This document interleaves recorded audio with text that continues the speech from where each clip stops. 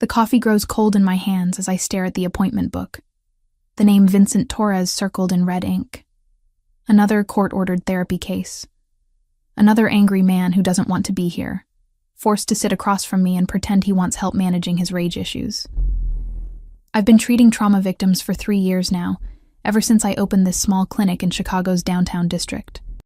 The cramped waiting room smells perpetually of disinfectant and stale coffee, but the rent is affordable and the location accessible to people who need help most. My grandmother Carmela always said I had a gift for reading people, for seeing through their masks to the broken pieces underneath. The clock on my desk ticks toward 10 o'clock. Through the thin walls, I can hear my colleague Dr. Martinez wrapping up his session next door. His patient's voice carries through the drywall. Another success story. Another life slowly piecing itself back together. My office door remains stubbornly closed. Vincent Torres is late. I flip through his file again, though there's precious little information. Age 32. Assault charges dropped in exchange for mandatory anger management therapy. No previous psychological treatment. No emergency contacts listed. His lawyer had been evasive when scheduling, mentioning only that his client preferred discretion and would pay in cash. Red flags everywhere, but I've learned not to judge my patients before meeting them. Some of the most dangerous-looking men have turned out to be gentle souls pushed too far, while others who appear harmless hide darkness that takes months to uncover. A sharp knock interrupts my thoughts. Not the hesitant tap of someone nervous about therapy, but the confident rap of someone accustomed to having doors opened for them. "Come in," I call, straightening my shoulders and arranging my features into professional calm. The man who enters fills the doorway completely. Tall, easily 6'3", with the kind of presence that makes the small office feel suddenly cramped. Dark hair impeccably styled, expensive charcoal suit that probably costs more than I make in a month. But it's his eyes that catch me. Pale blue-gray, like winter ice, scanning my office with calculated assessment. He moves with predatory grace, each step deliberate and controlled. The scent of cedar and something darker, more dangerous, follows him into the room.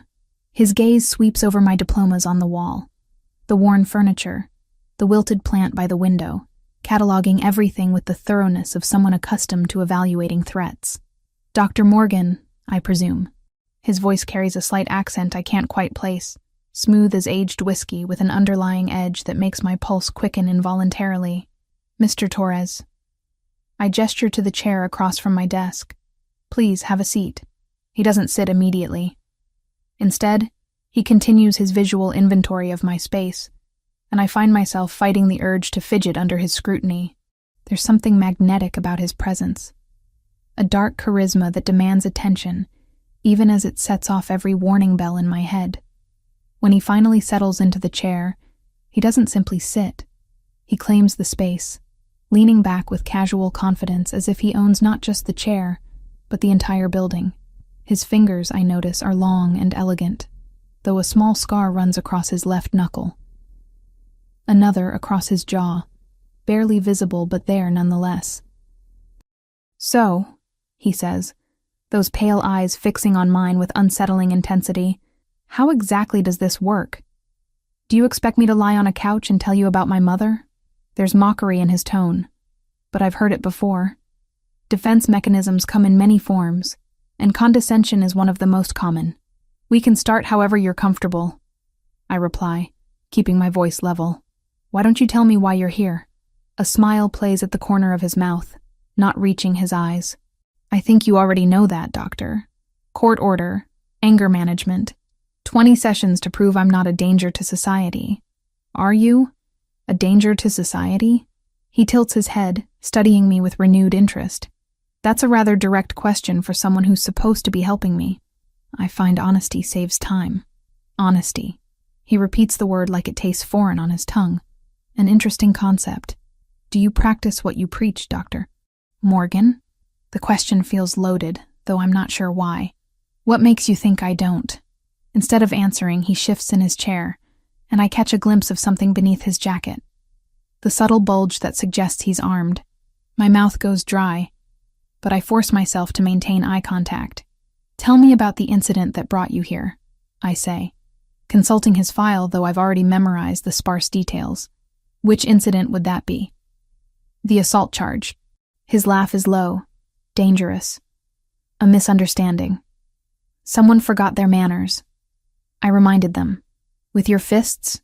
Sometimes words aren't enough. The casual way he says it sends a chill down my spine. This man is used to violence, comfortable with it in a way that speaks to experience rather than random outbursts. Do you often solve problems with physical force, Mr. Torres? I solve problems however they need to be solved. We stare at each other across my desk, and I'm acutely aware of how alone we are in this building. My next appointment isn't for 2 hours. Dr. Martinez left 20 minutes ago. The receptionist stepped out for lunch. But I've faced dangerous men before. Abusers, stalkers, men whose rage simmered just beneath polite facades. The key is never showing fear, never letting them sense weakness. That must be exhausting, I observe, always being ready for a fight. Something flickers in his expression, surprise perhaps, that I'm not cowering or trying to placate him. You're not what I expected, he admits. What did you expect? Someone older, more intimidated. Sorry to disappoint. That almost smile returns. I didn't say I was disappointed. The way he says it makes heat crawl up my neck, though I can't tell if it's from anxiety or something else entirely. There's something predatory in how he watches me, but also something appreciative, as if I've passed some test I didn't know I was taking. The session continues for another 30 minutes. He deflects most of my questions with questions of his own, turning our conversation into a verbal chess match where I'm constantly 2 moves behind. He's intelligent. I'll give him that. Dangerously so. When our time is up, he stands with fluid grace, straightening his jacket with movements that seem practiced. As he reaches for the door handle, he pauses, patting his pockets as if searching for something. Damn, he mutters, pulling out a crisp $100 bill. It flutters to the floor between us, landing at my feet. I stare at the money, then at him. He's watching me with those pale eyes, waiting, testing. I bend down and pick up the bill, feeling the expensive paper between my fingers. For a moment, the office is completely silent except for the hum of the air conditioning and the distant sound of traffic outside. Then I tear it in half. His eyebrows shoot up, genuine shock replacing his calculated composure. I tear it again, and again, until the $100 bill becomes confetti in my palm. Mr. Torres, I say, my voice steady despite my racing heart. If you want to test people's character with money, I recommend trying a casino. They love that sort of game. This is a psychology office, not a social laboratory. You pay for my consultation with a credit card or check, like any civilized person. I'll see you next Thursday at 10.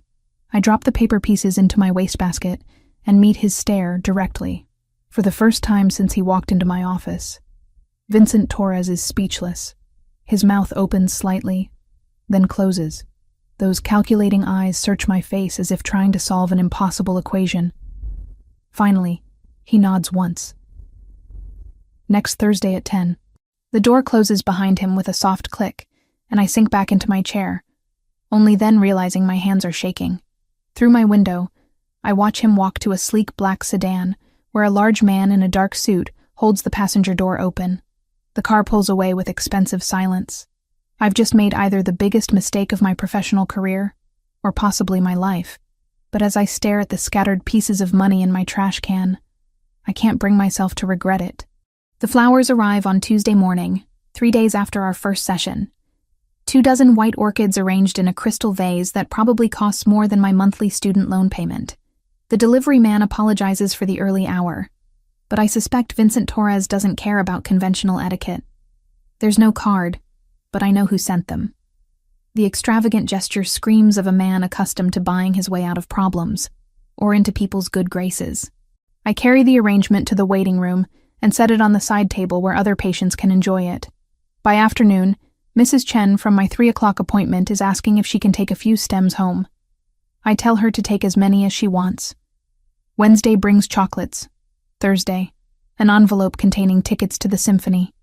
Each gift more expensive than the last, each one finding its way to other patients or the donation bin at the local shelter. If Vincent thinks he can charm or buy his way through therapy, He's about to learn otherwise. Friday morning, I discover a woman in an expensive pantsuit waiting in my office when I arrive. She introduces herself as Rebecca Walsh, Vincent's assistant, and explains that he'd like to schedule additional sessions beyond his court-mandated requirements. Mr. Torres is very committed to his personal growth, she says with the practiced smile of someone paid well to manage difficult people. How committed? I ask, settling behind my desk. He's prepared to pay double your usual rate for twice-weekly sessions. I study her carefully. She's polished, professional, and clearly uncomfortable with whatever instruction she's been given. There's something desperate in how she delivers the offer, as if her employer doesn't handle rejection gracefully. Tell Mr. Torres that therapy doesn't work on an expedited schedule. I'll see him Thursday at 10, as originally planned. Relief flickers across her features before she masks it. I'll relay the message. After she leaves, I sit in the silence of my office and wonder what exactly I've gotten myself into. Men like Vincent Torres don't usually accept no for an answer, yet here he is, attempting to negotiate therapy sessions like business deals. Thursday arrives gray and drizzling, the kind of Chicago weather that seeps into your bones. Vincent appears at exactly 10 o'clock, punctual to the second. Today, he wears a navy suit that fits like a second skin, his dark hair slightly damp from the rain. The scent of his cologne, something expensive with notes of bergamot and danger, follows him into the room. Good morning, Dr. Morgan. He settles into the same chair as before, but his posture is different. Less territorial, more curious. Good morning. Thank you for the flowers, chocolates, and symphony tickets. They found good homes. A smile tugs at his lips. You gave them away. I don't accept gifts from patients. Even beautiful ones? The question hangs in the air between us. Loaded with meaning I'm not sure I want to examine. He's watching me with those pale eyes. And I'm suddenly aware of how the gray light from the window catches the sharp angles of his face. Especially beautiful ones, I reply, keeping my voice steady. He laughs. A genuine sound that transforms his entire expression. For a moment, the dangerous edge softens, revealing glimpses of the man beneath the intimidation. You're full of surprises, Isabella Morgan. The way he says my first name sends heat spiraling through my chest. I hadn't given him permission to use it, hadn't told him to call me anything other than Dr. Morgan. Yet hearing it in his deep voice feels oddly intimate. Let's focus on you, Mr. Torres. How was your week? Enlightening. He crosses one ankle over the opposite knee, the movement casual but somehow predatory. I spent considerable time thinking about our last conversation. What specifically? Your reaction to my test. You mean when you tried to bribe me? When I tried to understand what kind of woman I'm dealing with? The admission is more honest than I expected. I lean forward slightly, sensing an opening. And what did you conclude? That you're either very brave or very foolish. Which do you think it is? His gaze sharpens, studying me with renewed intensity. I'm still deciding. We fall into a rhythm over the next 40 minutes. He tells me stories, supposedly hypothetical scenarios about business deals gone wrong, partnerships that ended badly, competitors who pushed too far.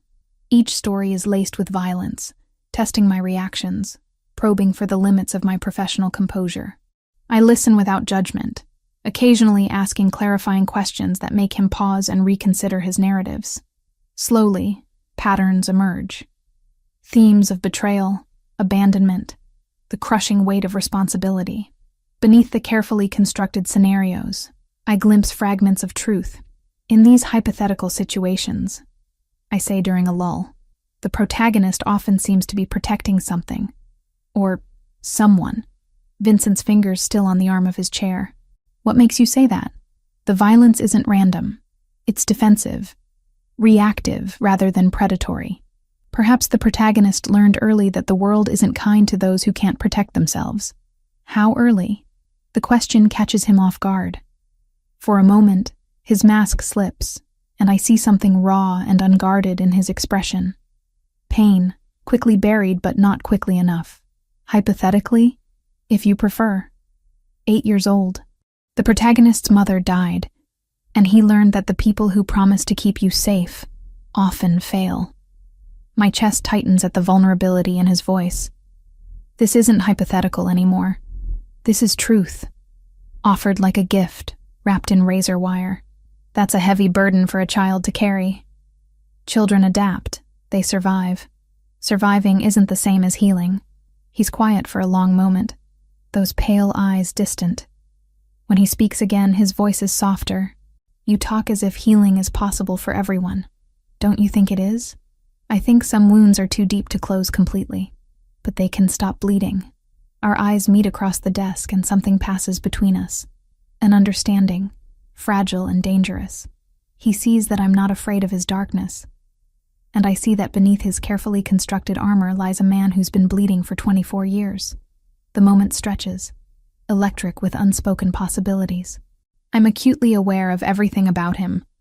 The way his shirt fits across his broad shoulders, the slight curve of his mouth when he's thinking, the intensity of his gaze that makes me feel exposed and seen in equal measure. My pulse quickens, and I know I should look away, should re-establish professional distance. Instead, I find myself leaning closer, drawn by something I don't want to name. Vincent notices. His eyes darken, and I see his chest rise and fall more rapidly. The air between us thickens with tension that has nothing to do with therapy, and everything to do with the dangerous attraction crackling like electricity whenever he's near. Then my phone buzzes with a text, breaking the spell. I glance at it automatically. My next appointment confirming their time. When I look up, Vincent's expression has closed off again. Professional distance restored like a wall between us. Our time is up, I say, though I can hear the breathlessness in my own voice. He stands with that fluid grace I'm beginning to recognize, straightening his jacket with practiced movements. At the door, he pauses and turns back to me. Dr. Morgan? Yes? You're the first person who's ever told me wounds can stop bleeding. He leaves without another word, and I'm left staring at the closed door, my heart hammering against my ribs. Whatever this is between us, it's growing beyond my ability to control it. And the most dangerous part? I'm not sure I want to stop it. The Chicago Tribune lands on my kitchen table with a soft thud. Saturday morning, coffee steam curling around the business section headline that makes my blood run cold. Torino Industries closes multi-million-dollar development deal. Vincent Torres, Vincenzo Torino. The black and white photograph shows my patient shaking hands with city officials, his smile polished and professional. But it's the same face that's been haunting my thoughts for weeks. The same pale eyes that seem to see straight through every defense I've built. The same scar along his jawline that I've caught myself staring at during our sessions. I read the article twice, my coffee growing bitter as the pieces fall into place. Torino Industries. Real estate development. Ties to Chicago's Italian-American business community. The language is careful, diplomatic, but there are undertones, references to traditional family businesses and old-world values that make my skin prickle with unease. My hands shake as I open my laptop and begin searching. The deeper I dig, the clearer the picture becomes. The Torino family has roots in Chicago dating back 3 generations. Legitimate businesses on the surface. Construction, restaurants, waste management. But underneath, whispers of connections that respectable newspapers won't print. Forum posts quickly deleted, court documents sealed, investigators who suddenly transferred to other cases. By Sunday night, I've assembled a disturbing portrait. The Torino name appears in federal investigations dating back to the 1970s. Always peripheral, never central. Always protected by expensive lawyers and convenient alibis. The kind of family that throws charity galas while bodies wash up in Lake Michigan. Vincent Torres doesn't exist. He's a carefully constructed identity for a man whose real name carries weight I'm only beginning to understand. And I've been alone in a room with him for 3 weeks. I close the laptop and stare at my reflection in the black screen. 3 weeks of gifts and games and stories that I now realize weren't hypothetical at all.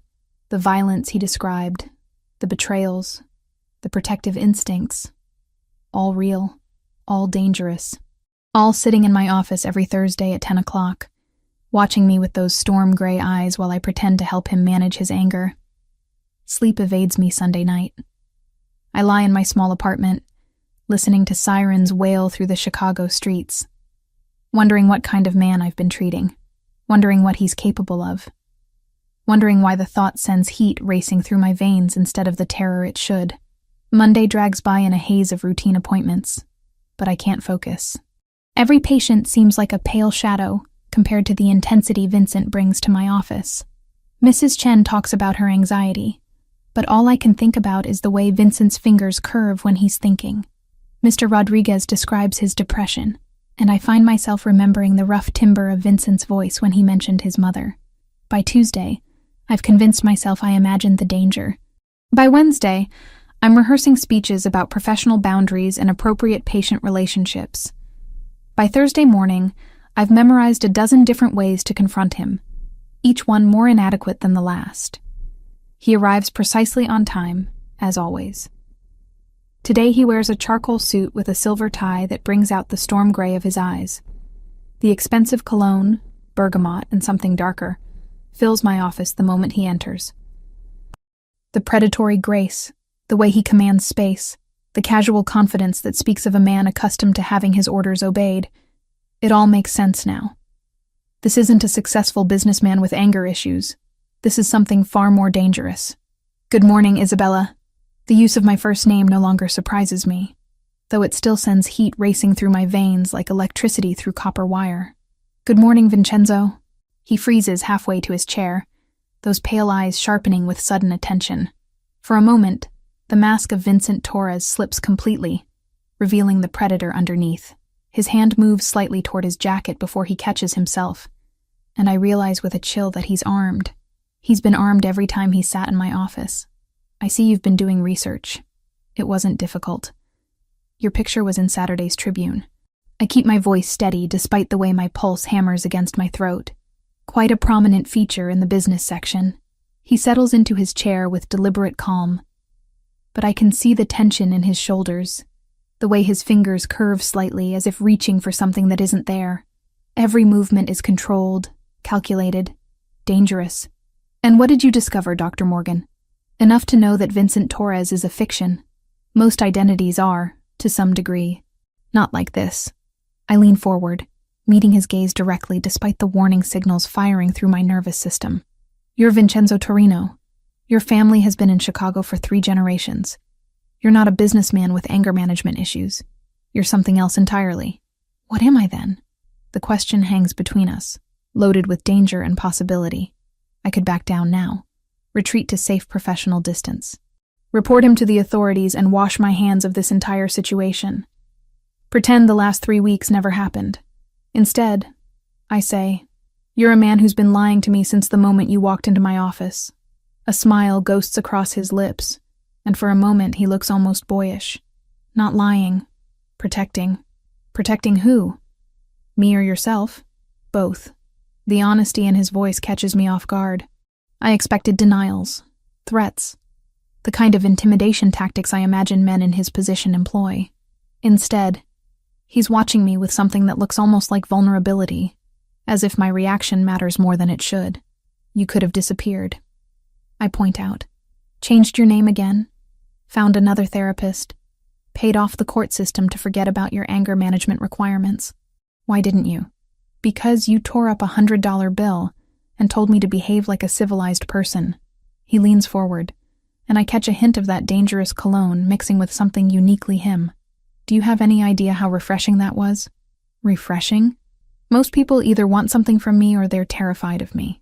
You treated me like any other patient having a bad day. You are having a bad day. A very long, 24-year bad day. The observation hits its mark. Something flickers in his expression. Surprise, recognition, and something deeper that makes my chest tighten with an emotion I don't want to examine too closely. You still don't understand what you're dealing with, he says softly. Then explain it to me. I can't. Can't or won't. Both. He runs a hand through his dark hair, the perfect styling becoming slightly mussed. The gesture makes him look younger, more human. There are things about my world that once you know them, there's no going back to ignorance. And ignorance, Isabella, might be the only thing keeping you safe. The way he says my name, soft, almost caressing, makes heat pool low in my belly. This is dangerous territory, professionally and personally. I should end this session, refer him to another therapist, create distance before whatever this is between us grows beyond my ability to control it. But I don't want to. And that realization terrifies me more than anything in his file ever could. I'm not asking for details about your business, I say instead. I'm asking about the 8-year-old boy who lost his mother and decided the world wasn't safe. His mask cracks again, just slightly. For a moment, I see past the expensive suits and careful control to the child who learned too young that people leave and promises break. That boy learned to protect himself. And everyone else around him? When necessary. Even when it's destroying him from the inside out? We stare at each other across the desk, and I can feel the electric tension that's been building for weeks crackling in the air between us. He's beautiful in the way predators are beautiful.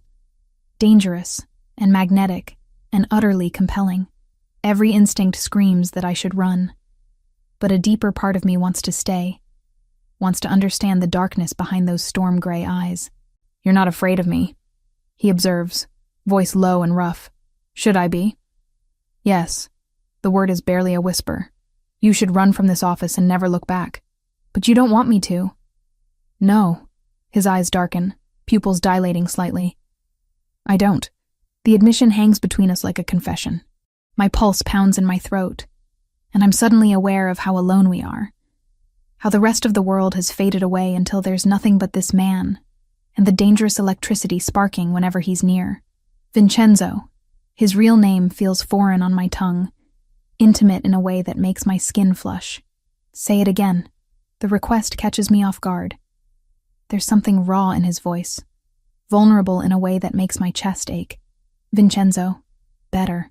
He closes his eyes briefly, as if savoring the sound. No one's called me that in years. Not the way you say it. How do I say it? Like it belongs to a man instead of a monster. The pain in those words cuts through me like a blade. Whatever else Vincenzo Torino might be, he's also a man who sees himself as something terrible, something unworthy of gentleness. The fact that you're not Vincent Torres doesn't change anything, I tell him. You still need help processing your trauma. You still deserve to heal. Something shifts in his expression. Surprise giving way to something softer, more vulnerable than anything I've seen from him before. Even knowing who I really am, especially knowing who you really are. He's quiet for a long moment, those storm gray eyes searching my face as if trying to memorize every detail. When he speaks again, his voice is rough with emotion. Every woman I've ever known wanted either my money, my power, or was terrified of both. You're the first who wants to understand the person underneath. Maybe that's because I see the person you could be, not just the one you've had to become. The words hang in the air between us, honest and dangerous. He stands slowly, movements fluid despite the tension radiating from his frame. At the door, he pauses without turning around. Isabella? Yes? Be careful. Please. His voice is soft, almost pleading. My world has a way of destroying beautiful things. Then he's gone, leaving me alone with the echo of his words and the terrifying realization that somewhere in the last 3 weeks, Vincent Torres had stopped being just another patient and become something infinitely more dangerous. Something that might be worth the risk. The black sedan appears outside my apartment building on Friday evening, sleek and menacing against the amber glow of streetlights. I notice it from my 3rd-floor window as I water my small herb garden, the same ritual I've performed every evening for 2 years. But tonight, something feels different. The car sits too still, too perfect, like a predator waiting. I tell myself I'm being paranoid. Chicago is full of expensive cars, and this neighborhood, while not wealthy, isn't completely devoid of success stories. But my hands shake as I close the blinds, and I can't shake the feeling that whatever world Vincenzo belongs to has finally noticed my existence. The car is gone by morning, but the unease remains. I catch myself checking over my shoulder during my Saturday grocery run, scrutinizing faces in the produce section, wondering if the man reading a newspaper by the coffee shop is really interested in current events or something else entirely. By Monday, I've almost convinced myself it was nothing. Almost. That's when Rebecca Walsh appears in my office again, her usual polished composure cracked around the edges. She closes the door behind her with more force than necessary, and I notice her hands trembling as she approaches my desk. Dr. Morgan, I need to speak with you about Mr. Torres. If this is about scheduling additional sessions... No. Her voice is sharp, urgent. It's about your safety. Ice floods my veins. I set down my pen carefully, forcing my expression to remain neutral despite the alarm bells screaming in my head. What do you mean? Rebecca glances toward the window, then back at me. There are people asking questions about Vincent's therapy arrangements. People who don't understand the nature of your professional relationship. What kind of people? The kind who don't ask politely. She leans forward, lowering her voice. Vincent wanted me to warn you. He's handling the situation, but until it's resolved, you need to be careful. Careful how? Stay aware of your surroundings. Don't deviate from your normal routines without letting someone know where you're going. And if you see anything unusual, cars, people who don't belong, call this number immediately. She slides a business card across my desk. It's plain white with only a phone number, no name or company information. Rebecca, what exactly is Vincent involved in? Her laugh is bitter. Nothing you want to understand, Dr. Morgan. Just trust me when I say that some people see his weekly appointments as a weakness to be exploited. After she leaves, I sit in the silence of my office, turning the card over in my hands. The rational part of my mind screams that I should report this to the police, should distance myself from whatever dangerous game Vincenzo is playing. But a deeper part, the part that's been captivated by storm gray eyes and vulnerable confessions, whispers that running now would be abandoning someone who needs help. Someone who might need me. Tuesday passes without incident, but I find myself hypervigilant, cataloging every face, every car, every shadow that seems out of place. When Vincenzo arrives for our Thursday session, he looks different. The expensive suit is the same, the controlled movements unchanged, but there's tension in his shoulders that wasn't there before. Dark circles under his eyes suggest sleepless nights, and I notice his hand resting casually near his jacket in a way that seems anything but casual. You spoke with Rebecca, he says without preamble, settling into his chair with predatory grace. She was concerned about my safety. She was right to be. The admission sends fear racing through my bloodstream, but also something else, something that feels dangerously like anticipation. Tell me what's happening, Vincenzo. He studies me for a long moment, those pale eyes searching my face. There's a family in this city who believes I've grown soft. They think my weekly visits to a therapist indicate weakness, vulnerability they can exploit. The Benedetti family? His eyebrows rise slightly. You have been doing research. I'm a fast learner. What do they want? Territory, influence, the usual things men kill for. His voice is casual, matter of fact, as if discussing the weather rather than murder. They've decided that my apparent psychological dependence on you makes me an easier target. Psychological dependence? Something flickers in his expression. Their words, not mine. Are they wrong? The question hangs between us, loaded with implications neither of us is ready to acknowledge. His fingers drum against the chair arm, the only sign of agitation he allows himself. That's a dangerous question, Isabella. Why? Because if the answer is yes, it puts you in more danger than you can possibly imagine. Before I can respond, my office window explodes inward in a shower of glass and splintered wood. I throw myself sideways as gunfire erupts from the street below, automatic weapons turning my peaceful therapy space into a war zone. Vincenzo moves with inhuman speed, launching himself across the desk to cover my body with his own, as bullets tear through the air where I'd been sitting moments before. His weight presses me against the floor, solid and warm and alive, while chaos reigns around us. Stay down, he growls against my ear, his breath hot against my neck. I feel, rather than see him reach inside his jacket, the metallic slide of a weapon being drawn. In the span of heartbeats, the man I've been trying to heal transforms into something lethal and terrifying. How many? I whisper, though I'm not sure why. 6. Maybe 7. His voice is calm, professional, as if he's conducting a business meeting rather than planning a counterattack. They're amateurs. Benedetti's nephew thinks quantity compensates for quality. More gunfire peppers the wall above us, sending plaster raining down like snow. Through the shattered window, I can hear shouting, car doors slamming, the squeal of tires on asphalt. Isabella, listen to me carefully. Vincenzo's free hand cups my face, forcing me to meet his eyes. When I move, you're going to crawl behind my desk and stay there until I come back for you. Do you understand? Where are you going? To remind these idiots why people fear the Torino name. The smile that crosses his face is nothing like the careful expressions I've grown accustomed to in our sessions. This is something feral and dangerous, the predator finally unleashed. He rises in one fluid motion, and suddenly my quiet therapy office becomes a battlefield.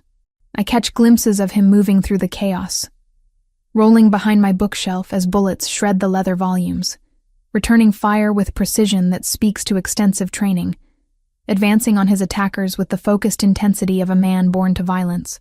The sounds are deafening. Gunfire, breaking glass, shouts in languages I don't recognize. But underneath it all, I hear Vincenzo's voice, cold and controlled, speaking rapid Italian into what must be a phone.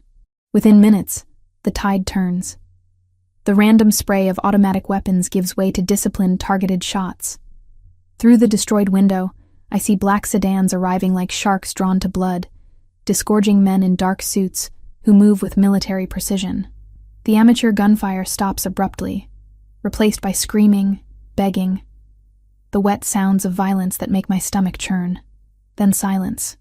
Vincenzo appears beside my desk, kneeling down to meet my eyes. There's blood on his shirt. Not his own, I realize with a mixture of relief and horror. And his hair is disheveled, but he's very much alive. Are you hurt? His hands move over me with gentle efficiency, checking for injuries. I shake my head, not trusting my voice. The adrenaline is beginning to fade, leaving me shaky and disoriented. Good. He helps me to my feet, steadying me when my legs threaten to give out. We need to leave. Now. The police won't be coming. This will be handled internally. The casual certainty in his voice reminds me exactly who I'm dealing with. This isn't a man who relies on law enforcement for protection. This is someone who makes his own rules, enforces his own justice. As he guides me toward the door, I catch sight of the destruction. My office is barely recognizable. Furniture overturned, books scattered, my diplomas hanging askew on bullet-riddled walls. The small space where I've helped so many people heal has become a monument to violence. I'm sorry, Vincenzo says quietly, following my gaze. This is what my world does to beautiful things. But as we step into the hallway, his arm protective around my shoulders, I realize something that should terrify me, but doesn't. In the midst of chaos and gunfire, when men with automatic weapons were trying to kill us both, I felt safer in Vincenzo Torino's arms than I'd ever felt in my life. And that realization changes everything. The safe house sits in Lincoln Park, hidden behind tall hedges and wrought iron gates that look decorative but clearly serve a more serious purpose. Vincenzo's men move through the shadows like phantoms, their presence both reassuring and terrifying. I've been here for 3 days now. 3 days of trying to process what happened in my office while living in a world where armed guards are as common as housekeeping staff. The house itself is beautiful in an understated way. Hardwood floors, exposed brick walls, furniture that whispers expense without shouting it. Nothing like the gaudy mansion I'd imagined, but it's the small details that reveal its true nature. Bulletproof glass in the windows, reinforced doors, security cameras disguised as decorative elements. I'm examining a first edition Hemingway in the library when Vincenzo finds me. He moves silently, a skill I'm beginning to realize he's perfected over years of necessity. Today he wears dark jeans and a black cashmere sweater instead of his usual suit, the casual clothes doing nothing to diminish his commanding presence. "How are you sleeping?" His voice carries genuine concern, and I notice the dark circles under his eyes have deepened. "Better than you, apparently." I close the book, running my fingers over the leather binding. "When was the last time you slept more than 2 hours? Sleep is a luxury I can't afford right now. Neither is exhaustion when people are trying to kill you." A smile ghosts across his lips. Still trying to take care of everyone, even in a safe house surrounded by armed guards. It's what I do. I study his face, noting the tension in his jaw, the way his shoulders never fully relax. Besides, we never finished your session Thursday. I think circumstances called for a postponement. All the more reason to continue now, unless you'd prefer to process trauma through gunfights. He's quiet for a moment, those storm gray eyes searching my face. You realize what you're asking? To continue therapy sessions with a man whose world just tried to kill you? Your world didn't try to kill me. Your enemies did. There's a difference. Is there? The pain in his voice makes my chest ache. I stand, moving closer until I can see the flecks of silver in his eyes. Smell the cedar and bergamot cologne that's become as familiar as my own perfume. Yes, there is, because you threw yourself between me and those bullets, without hesitation. Because you're torturing yourself with guilt over something that isn't your fault. Because you're still the same man who lost his mother at 8 and learned the world wasn't safe. His jaw tightens. That man is dangerous to everyone around him. That man is in pain and deserves healing. Even if it costs you everything, the question hangs between us, loaded with implications that make my pulse quicken. We're standing close enough that I can feel the heat radiating from his body, see the faint scar along his jawline that I've wondered about for weeks. Vincenzo, sit down, please. To my surprise, he complies, settling into the leather armchair by the fireplace. I take the matching chair across from him, the familiar dynamic somehow comforting despite our changed circumstances. Tell me about the night your mother died. His entire body goes rigid. Isabella, you said she died when you were 8. You've referenced her death multiple times, but you've never told me what actually happened. Because it's not relevant to. It's the foundation of everything else. The reason you learned not to trust. Not to let people close. The reason you've built walls so high that it takes gunfire to make you show genuine emotion. He stares into the fire, flames dancing across his sharp features. When he speaks, his voice is barely above a whisper. She was supposed to be safe. My father promised she'd be safe. Safe from what? The Benedetti family. Even then they wanted what we had. Territory, respect, fear. His hands clench into fists. There was supposed to be a meeting, neutral ground, a chance to resolve things peacefully. But it wasn't peaceful. They shot her car full of holes on Lakeshore Drive. 8 bullets through the windshield, 4 through the side windows. She died instantly, they said. Didn't suffer. The raw pain in his voice cuts through me like a blade. This isn't the controlled businessman or the dangerous predator. This is an 8-year-old boy who watched his world explode into violence and blood. Where were you when it happened? Home, waiting for her to come back from grocery shopping. She was buying ingredients to make lasagna for my birthday the next day. His laugh is bitter, broken. I kept asking my father when she was coming home. He didn't tell me she was dead until the next morning. So, you spent your 8th birthday learning your mother had been murdered. I spent my 8th birthday learning that promises of safety are lies people tell to make themselves feel better. I lean forward, aching to touch him, to offer some kind of comfort. Is that why you couldn't save the men who attacked my office? His eyes snap to mine, sharp and dangerous. Those men tried to kill you. They forfeited any right to mercy the moment they pulled triggers in your direction. But you could have wounded them, disabled them. Instead, you killed them all. Yes, because you couldn't protect your mother. But you could protect me. The words hit their mark. Something crumbles in his expression, the careful control finally cracking to reveal the devastation underneath. I was 8 years old and helpless, he whispers. I couldn't save her. I couldn't even understand why she wasn't coming home. But when those bullets started flying Thursday, when I saw you on that floor, his voice breaks. I couldn't fail again. I wouldn't. Vincenzo. I rise from my chair, unable to maintain professional distance when he's bleeding emotionally in front of me. What happened to your mother wasn't your fault.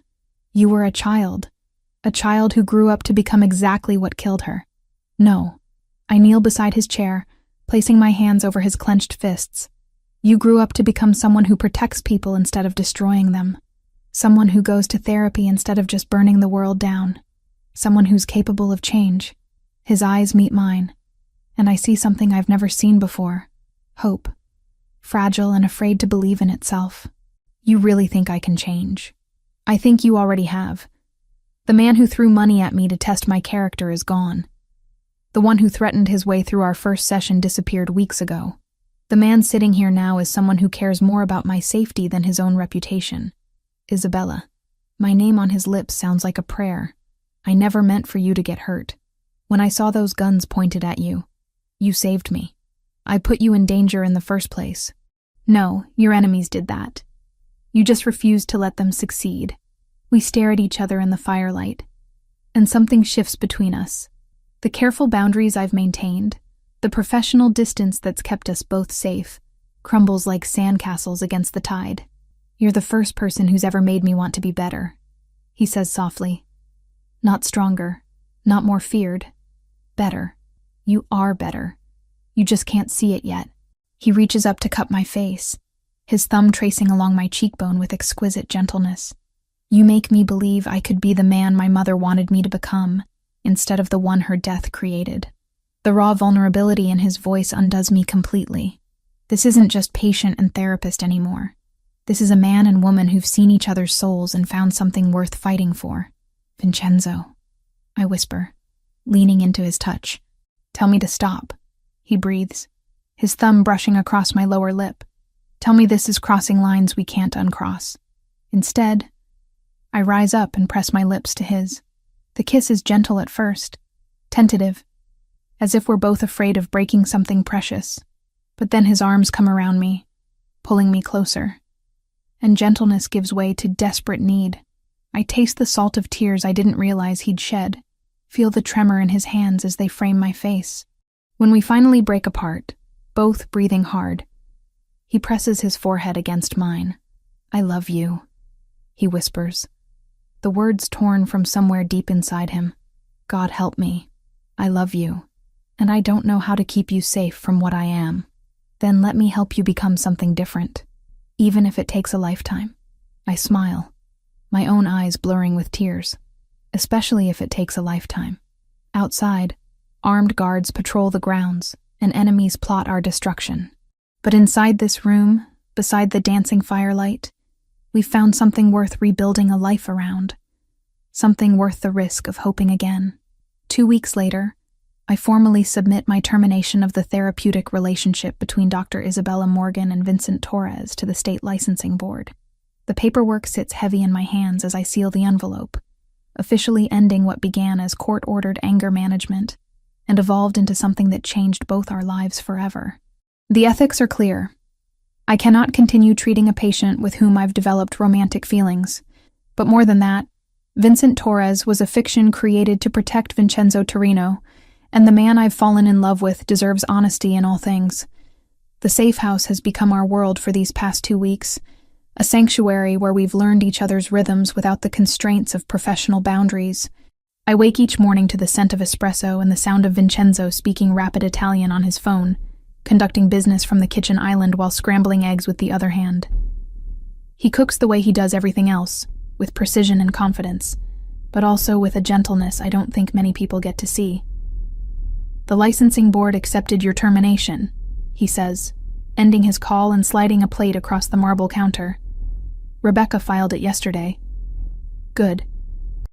I accept the perfectly prepared eggs, noting how he's remembered exactly how I like them. Slightly runny, with cracked black pepper. It feels strange, officially ending something that was never really what we thought it was. No regrets? I meet his eyes across the kitchen, these storm-gray depths that have become as familiar to me as my own reflection. Only that I can't help you heal professionally anymore. You're helping me heal in ways that matter more. He moves around the counter to stand beside me, his hand settling at the small of my back with casual possessiveness. The touch sends warmth spiraling through my chest, as it has every time he's touched me these past 2 weeks. Isabella, there's something we need to discuss. Something in his tone makes me set down my fork. That sounds ominous. The Benedetti situation is resolved, permanently. I don't ask for details. Over the past 14 days, I've learned which questions to avoid, which aspects of his world I'm better off not understanding. The important thing is that we're safe, which means you can go home if you want to. Back to your apartment, your practice, your normal life. The words hit me like a physical blow. After 2 weeks of waking up beside him, of falling asleep to the sound of his breathing, the thought of returning to my empty apartment feels impossible. Is that what you want? His jaw tightens. What I want and what's best for you aren't the same thing. Let me be the judge of what's best for me. Isabella. He turns to face me fully, his hands framing my face with exquisite gentleness. I love you more than I've ever loved anything in my life. But loving me means accepting a world where armed guards are normal, where your safety depends on other people's fear of my name, where you'll never be completely safe because of who I am. And you think I should run from that? I think you should have the choice to run from that. I cover his hands with mine, holding his gaze steadily. I'm not running, Vincenzo. I'm choosing you, choosing this, choosing us. Whatever that means. Something vulnerable flickers in his expression, even knowing what it costs, especially knowing what it costs. He kisses me then, soft and desperate, as if trying to memorize the taste of my lips. When we break apart, he rests his forehead against mine. There's something else, something I need to show you. An hour later, we're driving through Chicago's North Side in one of his more subtle cars, a silver BMW that screams money without advertising danger. The October air carries the scent of dying leaves and the promise of winter, and I find myself studying Vincenzo's profile as he navigates traffic with the same controlled precision he applies to everything else. We stop outside a building I don't recognize, modern glass and steel rising 12 stories into the gray sky. The ground floor displays are empty, but I can see the bones of what was once a thriving commercial space. What is this place? It was going to be a medical complex. High-end practices, private therapy offices, concierge healthcare. He parks and turns to face me. The developers ran out of money 6 months ago. I bought it last week. My heart starts beating faster. Why? Because you need a new office, and I want you to have exactly what you deserve. Not a cramped space with thin walls and broken security, but something worthy of the work you do. I stare at the building, then at him, overwhelmed by the gesture. Vincenzo, I can't accept something like this. It's too much. It's not a gift. It's an investment. His voice carries a note of uncertainty I've rarely heard from him. I want to be your partner in this. Not just romantically, but professionally. You could build something here. Help people the way you helped me. What are you saying? I'm saying that I want to fund a trauma recovery center. Your trauma recovery center. State-of-the-art facilities, a full staff of counselors and psychiatrists, sliding scale fees so anyone can afford help. Everything you've ever dreamed of building. The magnitude of his offer steals my breath. Why? Because you showed me that healing is possible, even for someone like me. Because the world needs more people who see broken things as worth fixing instead of throwing away. Because I want to do something with my resources that honors what my mother would have wanted instead of just avenging what she lost. Tears blur my vision as the full meaning of his words sinks in. This isn't just about giving me a new office. This is about transformation, about taking everything dark and violent in his world and channeling it toward something beautiful. Show me inside. The interior is a blank canvas, empty spaces waiting to be filled with purpose. But as we walk through the echoing halls, I can see it. Consultation rooms with comfortable chairs and soft lighting. Group therapy spaces designed to feel safe and welcoming. Offices for counselors specializing in everything from domestic violence to addiction recovery.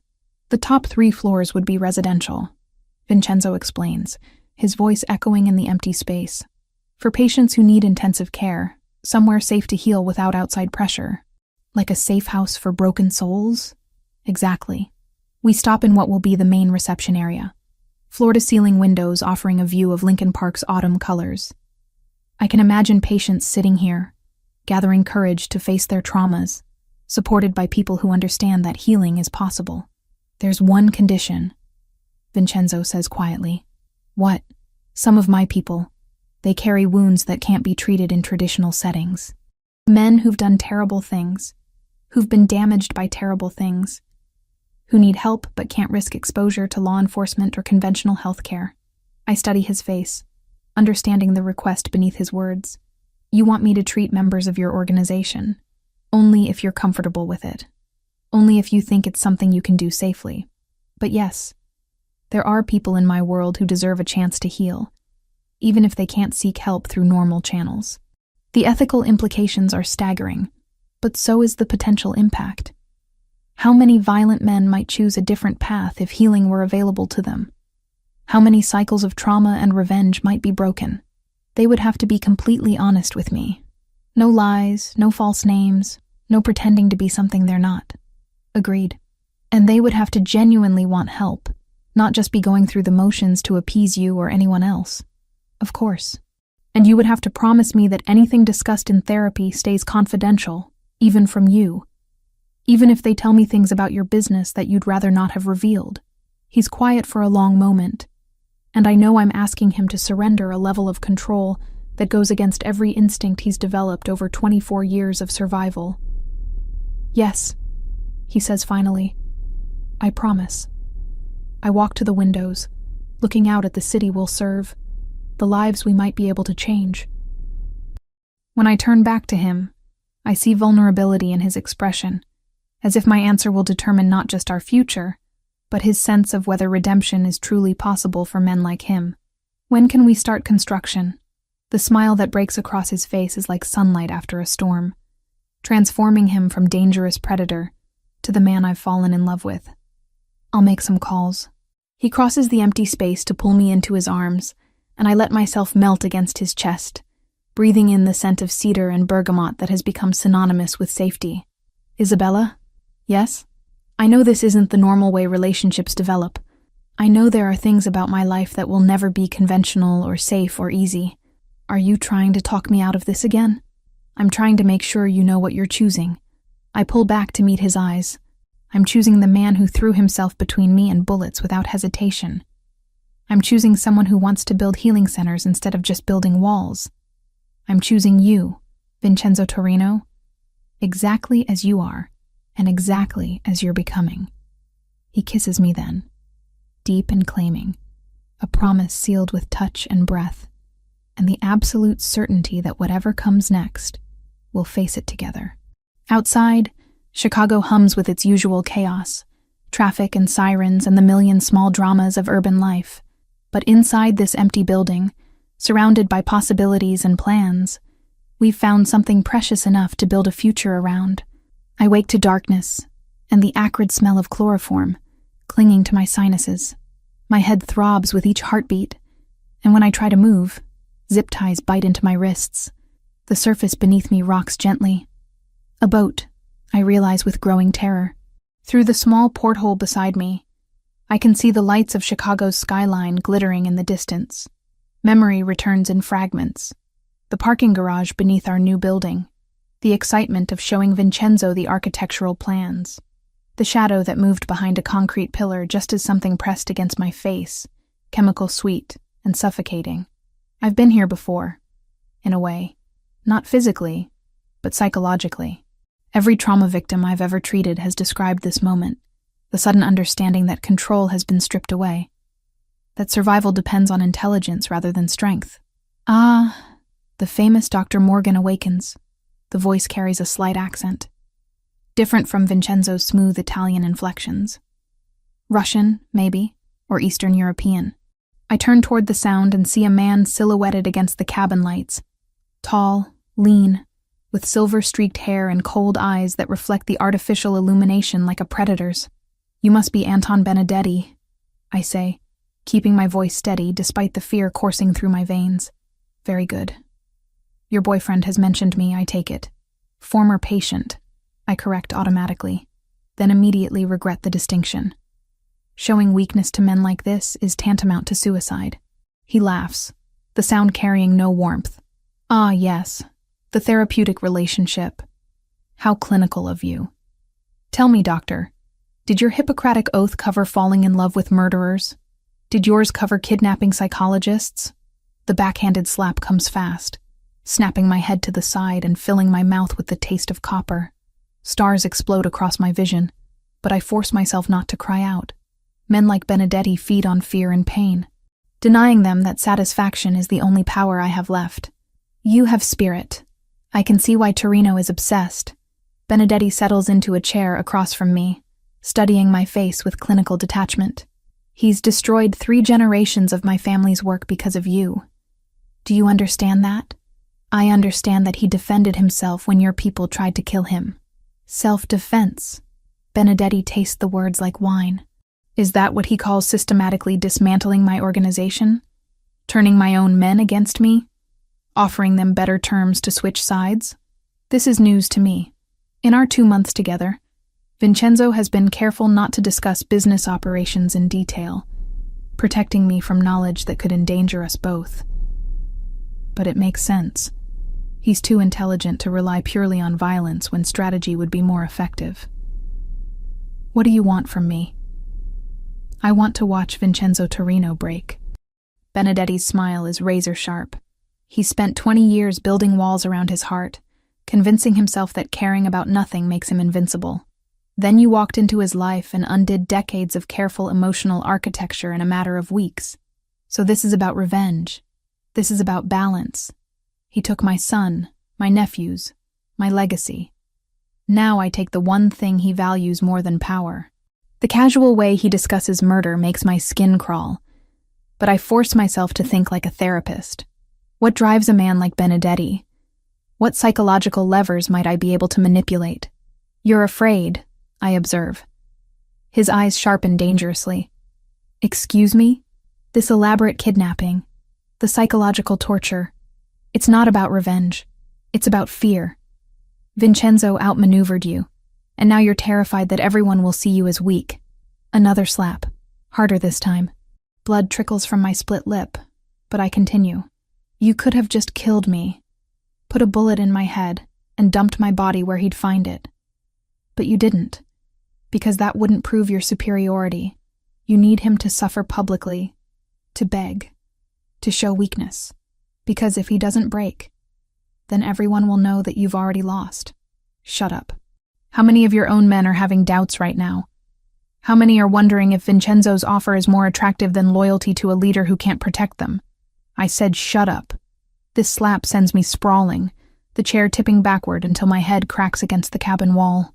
Pain explodes through my skull, but through it I hear something that makes my blood run cold, the sound of phones buzzing simultaneously throughout the boat. Benedetti's expression changes from rage to confusion, to fear in the space of heartbeats. He snatches his phone, and I watch his face drain of color as he reads whatever message has appeared. Boss, one of his men calls from the upper deck. We've got problems. Through the porthole, I can see lights moving on the water. Boats approaching from multiple directions, their searchlights cutting through the darkness like swords. The cavalry has arrived, but I know better than to feel relieved. When men like Vincenzo come for what's theirs, the resulting violence leaves no room for mercy. Benedetti grabs my arm, hauling me upright with brutal efficiency. Move. He drags me up the stairs to the main deck, where his men stand at the railings with automatic weapons. But there's uncertainty in their postures, doubt in their eyes. These are soldiers facing an enemy they're no longer sure they can defeat. How many boats? Benedetti demands. 8, maybe 10. They're surrounding us. And the shoreline? Blocked. Torino's people are everywhere. A spotlight suddenly blazes from the largest approaching vessel, illuminating our deck in harsh white light. Through the glare, I can see Vincenzo standing at the bow like an avenging angel, his dark hair whipping in the lake wind. Anton Benedetti, his voice carries across the water through electronic amplification, cold and implacable as winter. You have something that belongs to me.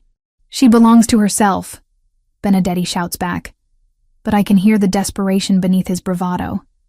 Isabella. Vincenzo's voice softens slightly when he says my name. Are you hurt? I want to answer, but Benedetti presses a gun to my temple, the metal cold against my skin. One word, and your brains decorate the deck, but I don't need to speak. The blood on my face tells Vincenzo everything he needs to know. Even from this distance, I can see his expression change, the controlled mask finally slipping to reveal something primitive and murderous. You shouldn't have touched her face, Anton. The quiet menace in those words makes several of Benedetti's men exchange glances.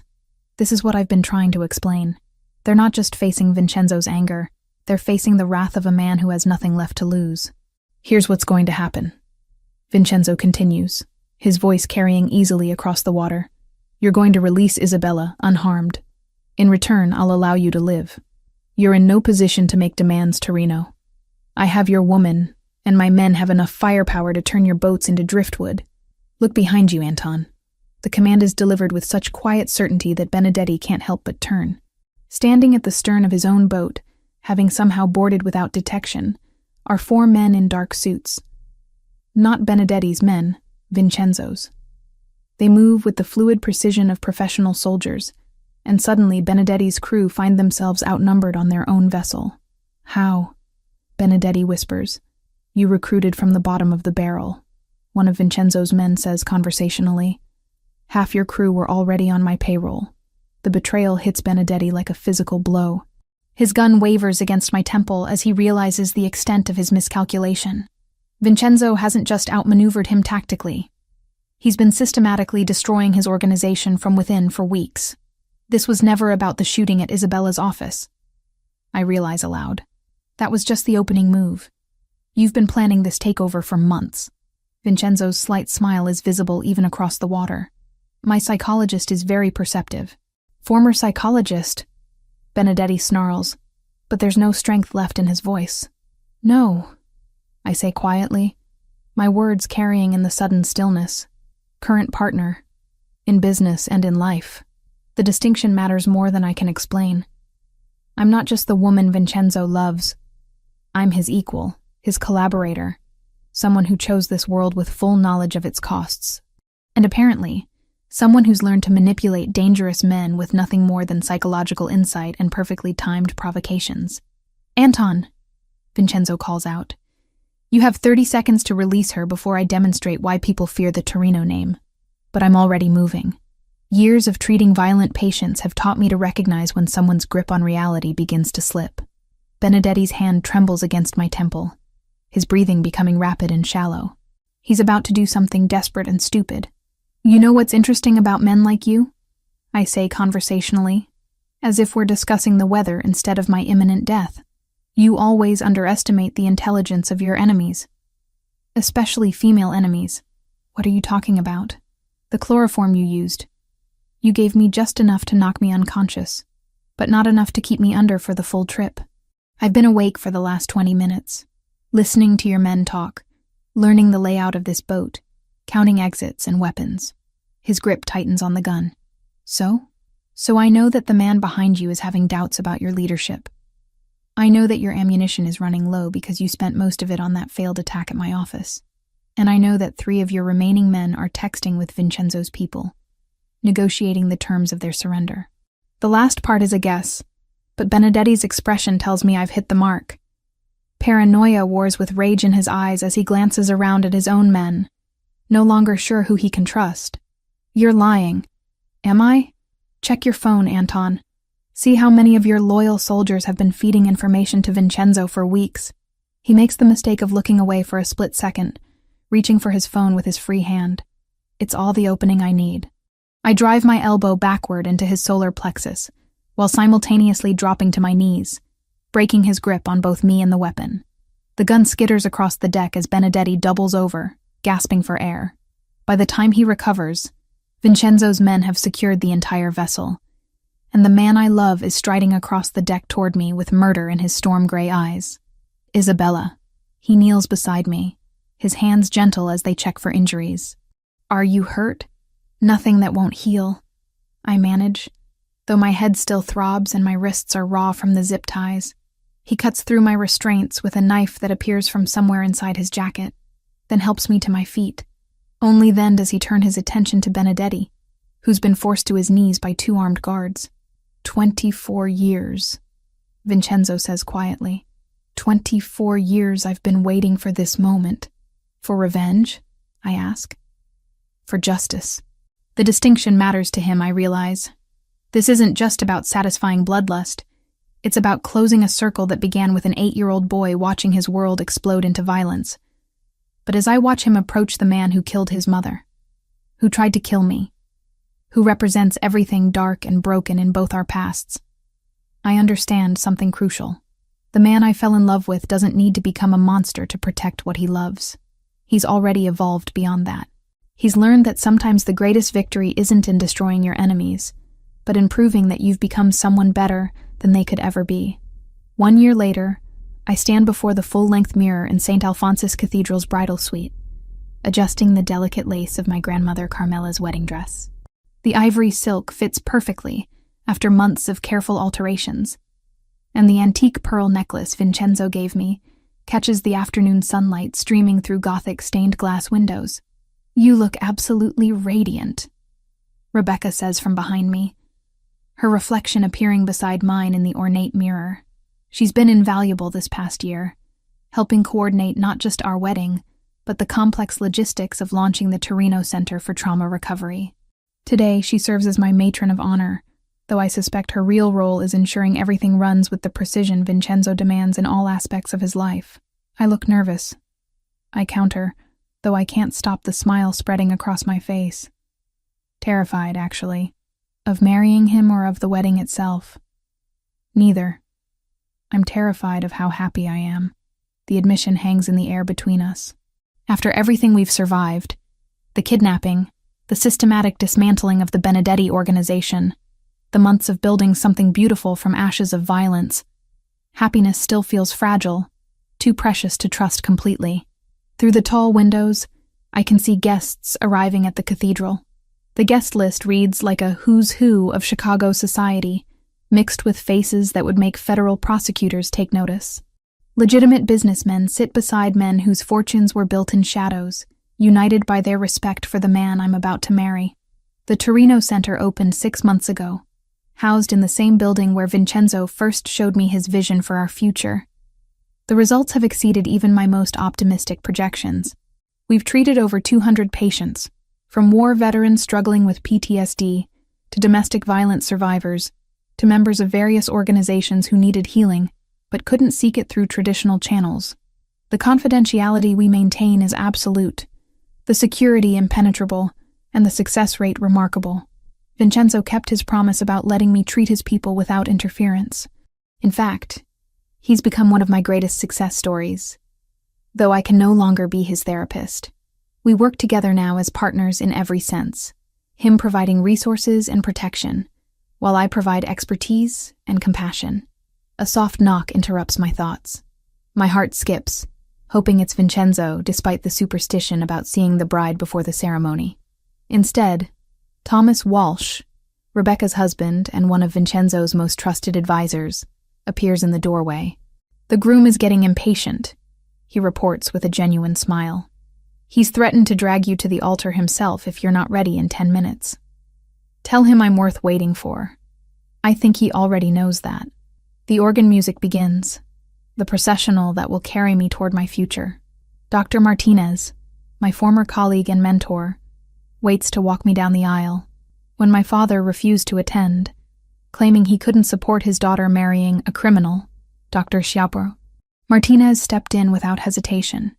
"Isabella," he says, his eyes bright with unshed tears as the massive doors swing open. "You look beautiful."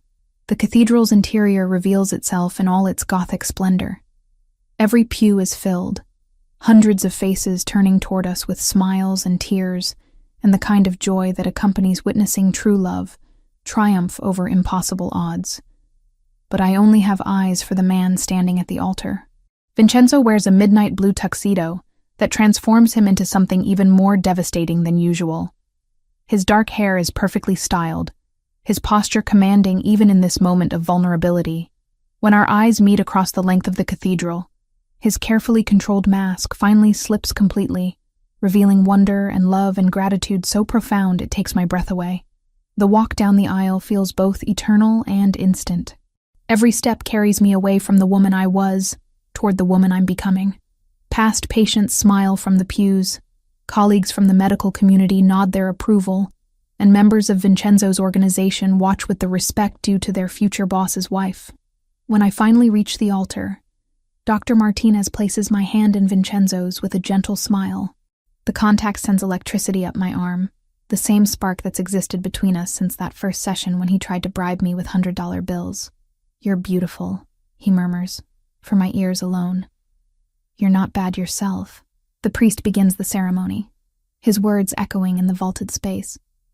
But I'm lost in Vincenzo's storm-gray eyes.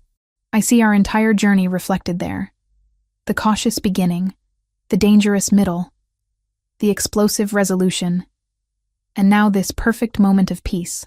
When it comes time for vows, Vincenzo produces a folded piece of paper from his jacket pocket. His hands shake slightly as he unfolds it, and I realize this is the first time I've seen him nervous about anything. "Isabella," he begins, his voice carrying clearly through the cathedral despite his nerves. "A year ago, you tore up my money and told me to behave like a civilized person. You had no idea you were talking to a man who'd forgotten what civilization looked like."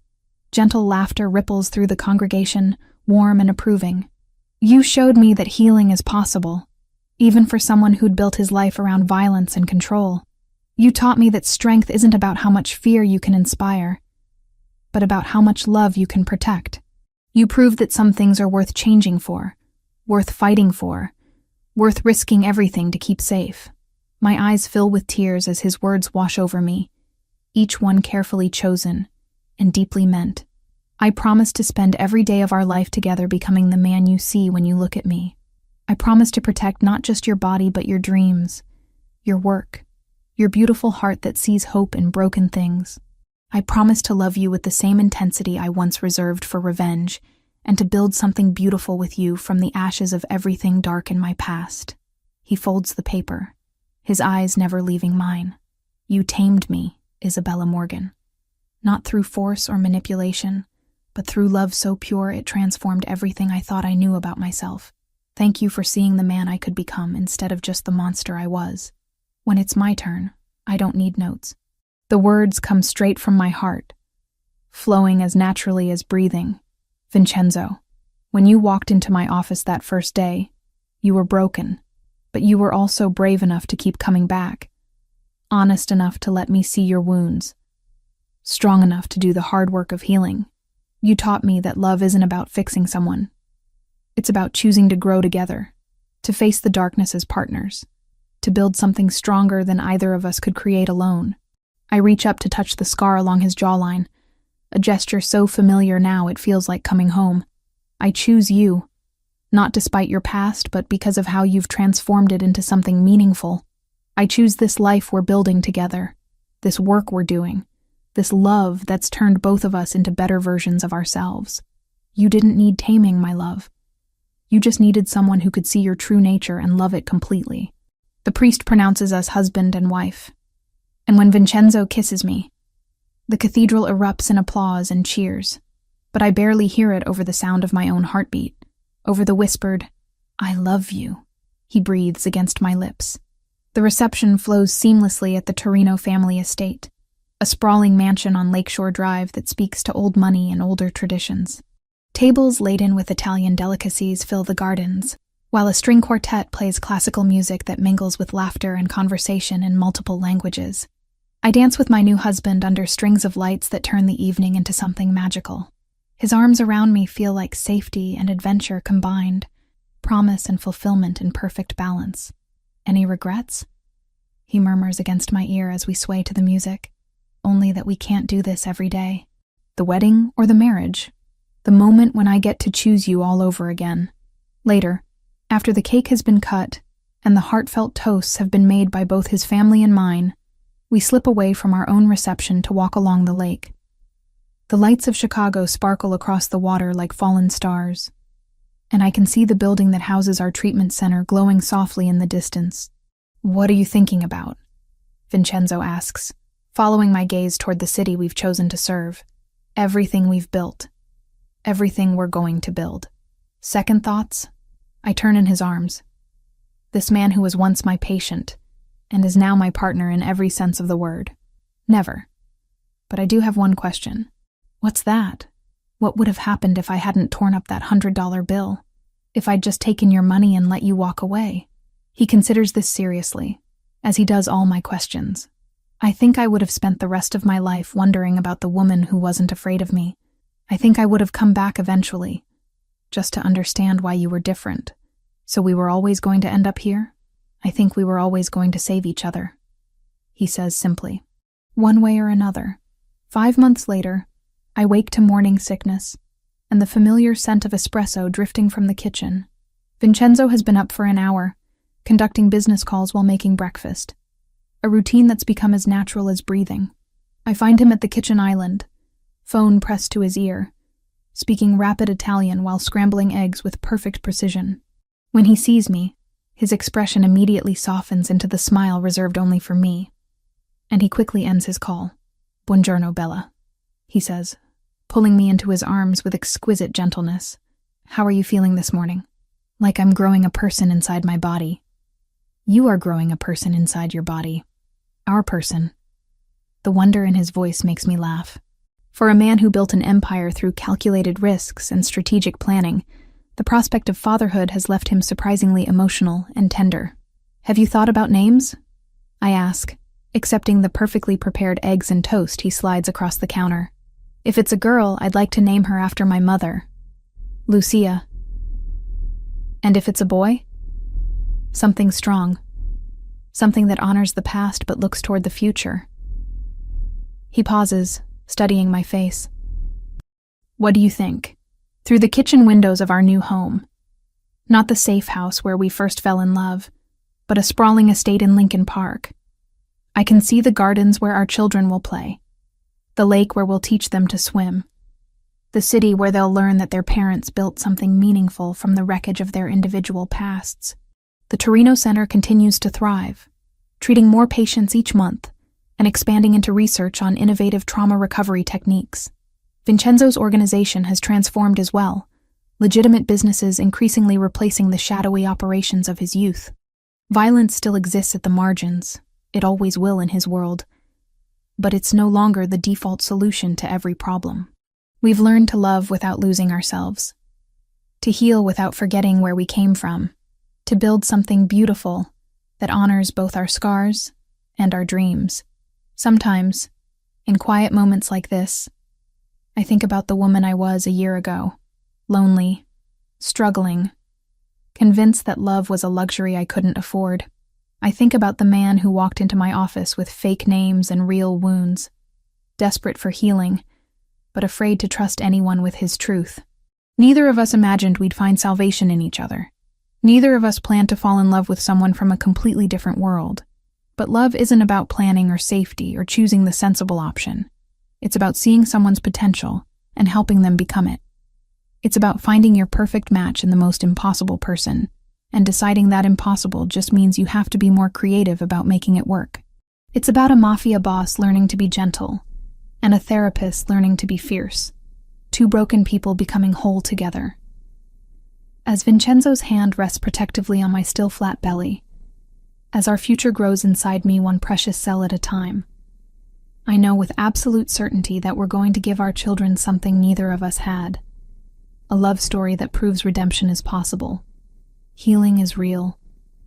And everyone deserves a second chance at happiness. Even, especially, the ones who don't believe they deserve it. The man who once tested my character with $100 bills now creates healing centers and builds legitimate businesses. The woman who tore up his money because she saw his potential now carries his child and shares his name and his mission to transform lives through love and understanding. We tamed each other through love so pure it transformed everything we thought we knew about ourselves and about what was possible when two souls choose to heal together.